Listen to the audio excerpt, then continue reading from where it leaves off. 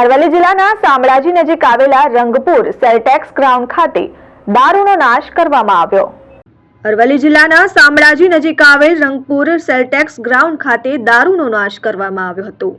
બાયડ પ્રાંત વિસ્તારના Dhansura Bayad Malpur Sathamba Ambaliyara police station વિસ્તારમાંથી પકડાયેલ 40 લાખ કિંમતના ગેરકાયદેસર દારૂના જથ્થાનો નાશ કરવામાં આવ્યો હતો। દારૂનો નાશ કરવા માટે સંબંધિત વિભાગની મંજૂરી બાદ બાયડ પ્રાંત અધિકારી હાર્દિક બેલણિયા, નાયબ પોલીસ અધિક્ષક કેજે ચૌધરી સહિત ઉચ્ચ અધિકારી અને કર્મચારીઓની ઉપસ્થિતિમાં દારૂ પર બુલડોઝર ફેરવી નાશ કરવાની પ્રક્રિયા હાથ ધરવામાં આવી હતી।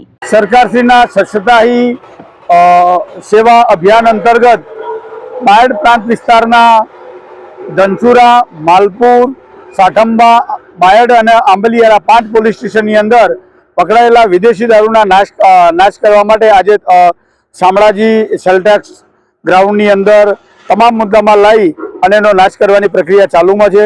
જેની અંદર કુલ વર્ષ દરમિયાનના 134 ગુનાઓ નોંધાયા હતા।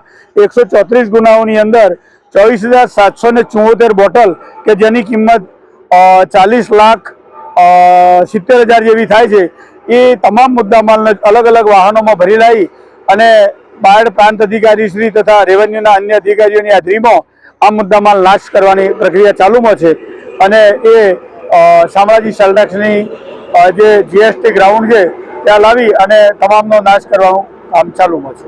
મહેન્દ્ર પ્રસાદ, RN ન્યૂઝ, અરવલ્લી।